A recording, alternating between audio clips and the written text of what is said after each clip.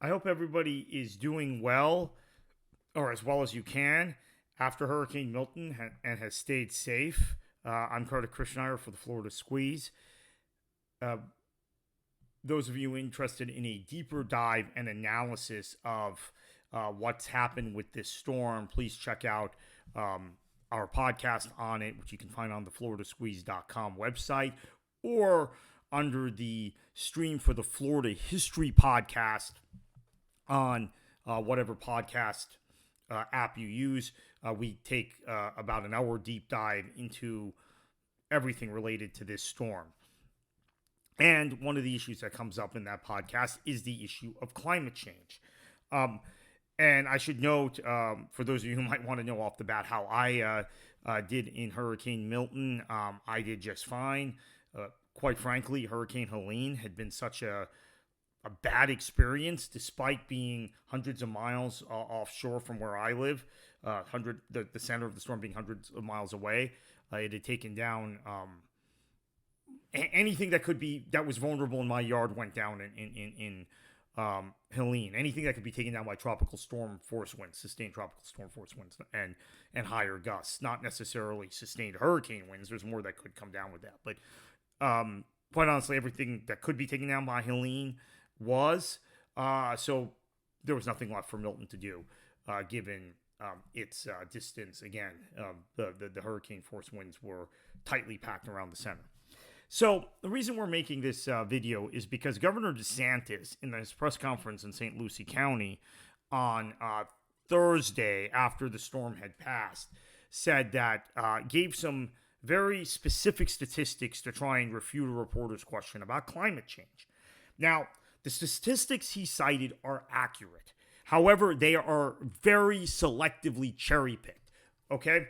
He just looked at the minimum central pressure in the center of a storm, which I will freely concede the two most powerful, dangerous hurricanes that have ever made landfall in the United States were probably the 1935 Keys storm and Hurricane Camille in 1969. They both had central pressure significantly lower than Milton. He said 27 storms had made landfall in the United States with lower central pressures than Milton. That is true. But of course, what he didn't say, and this is just one of the things he didn't say, is that Milton, as it was approaching the state and spawning the tornadic outbreak and spreading its impacts far and wide, and this is the same deal with Helene, actually, we'll get to Helene in a minute. This is the deal with Milton, had a much lower central pressure than the 950 millibars, which it made landfall with. In fact, the first advisory on the morning of landfall, Wednesday morning, it was at 904 millibars. And in fact, it was one of the 5 strongest Atlantic hurricanes in terms of central pressure ever recorded. Hurricanes in the Atlantic Basin.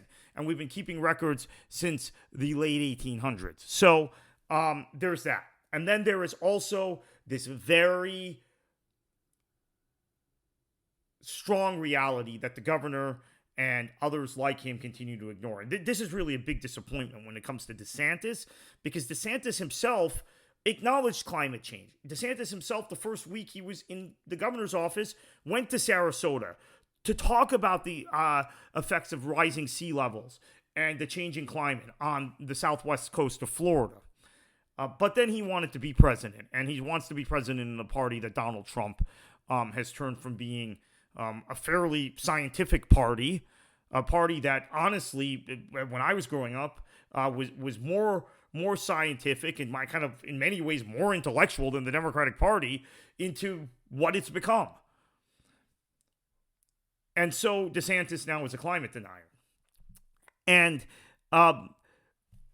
storms, the center core of hurricanes are no stronger today in 2024 than they were in 1935 when that Keys storm made landfall, or in 1926 when the Great Miami Hurricane made landfall, or 1947 when the Fort Lauderdale Hurricane made landfall that spread flooding all over the state, or when Hurricane Dora made landfall in the First Coast, between St. Augustine and Jacksonville in 1964.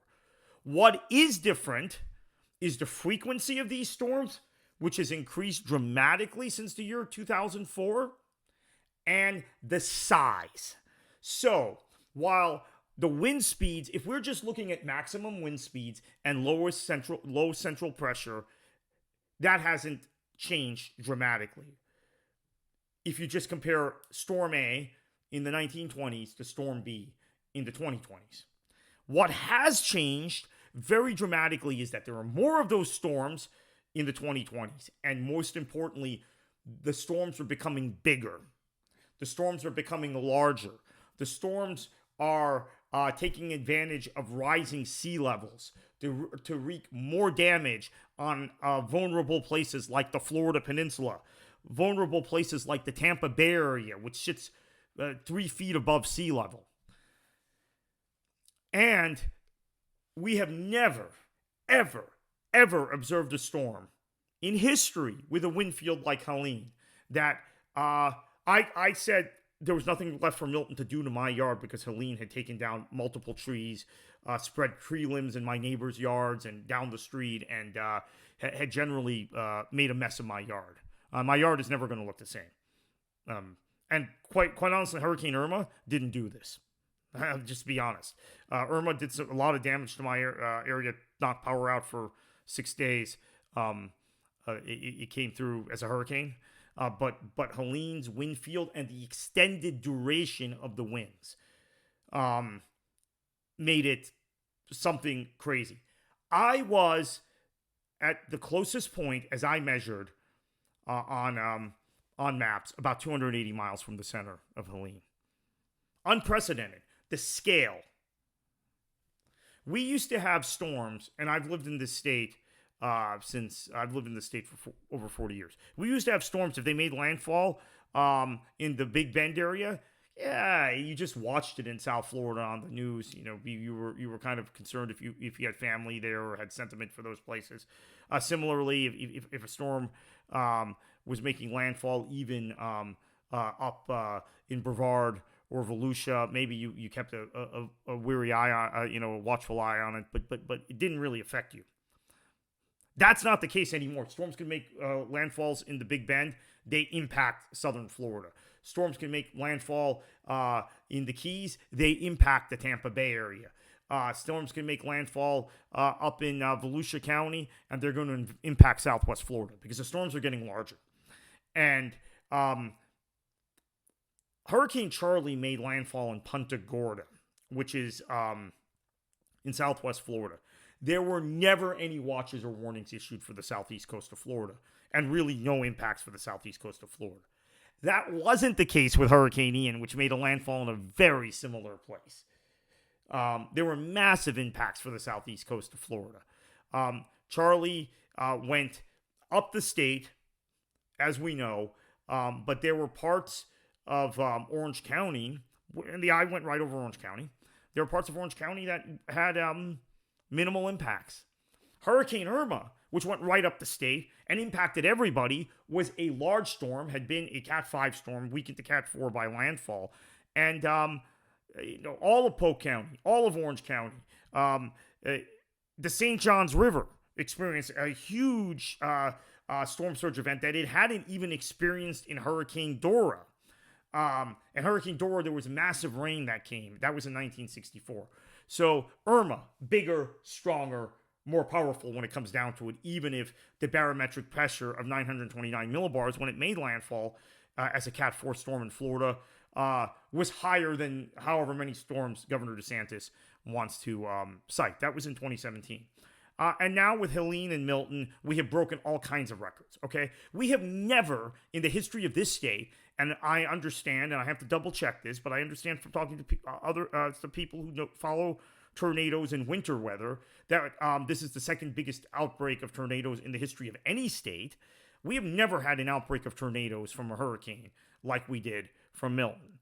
And again, this has to do with shifting climate, the impacts of storms being spread farther and wider. So, in summary, the governor is just being wrong and playing politics with these storms, many of which have happened on his watch. And you have to give him some credit, right? He's done a much better job in terms of pushing power companies to restore power and have resources marshaled before a storm than his predecessor did, Rick Scott. But now we have had in Scott and DeSantis 2 governors that have thrown in the wastebasket the climate change initiatives that the Governor Charlie Crist, who was a Republican at the time, right? Obviously, he's a Democrat now. But who served as a Republican for 3.5 of his 4 years as governor, had initiated in his very first month in office, right? And I felt in 2007, 2008, 2009, we were really prepared for this stuff. We were, in fact, maybe at the leading edge of mitigating climate change and confronting climate change in the state under Governor Crist. I don't care what political party he was at the time, and maybe this partly explains why he left the Republican Party in 2010 and has subsequently run for office as a Democrat several times. So this shouldn't be a partisan issue. This is, I think, an issue of common sense. The climate is changing. Florida, which had 6 million people in 1970, now has 23 million people. People stuffed in coastal areas, people stuffed in environmentally sensitive areas, people stuffed on top of wetlands, people stuffed into flood-prone areas. Yes, the building code has improved since Hurricane Andrew in 1992. Another one of those storms that, yeah, you could say broke all kinds of records, but was ultimately very small, and the impacts didn't spread very wide, unlike Helene and Milton and Ian and Irma. But we are losing this battle, and we're losing this battle because of our politicians. We're losing this battle because of the people who are elected from this state who don't want to confront this issue. And that, quite frankly, this is not a false equivalency, but I want to say this involves some Democrats, too, who, yeah, they may give climate change lip service, but to them, it's like the 10th most important issue. You know what? That's fine if you live in Montana. That's fine if you live in Indiana. But in Florida, it's got to be the number 1 or number 2 issue. Please, everyone who's watching this, listening to this, stay safe out there.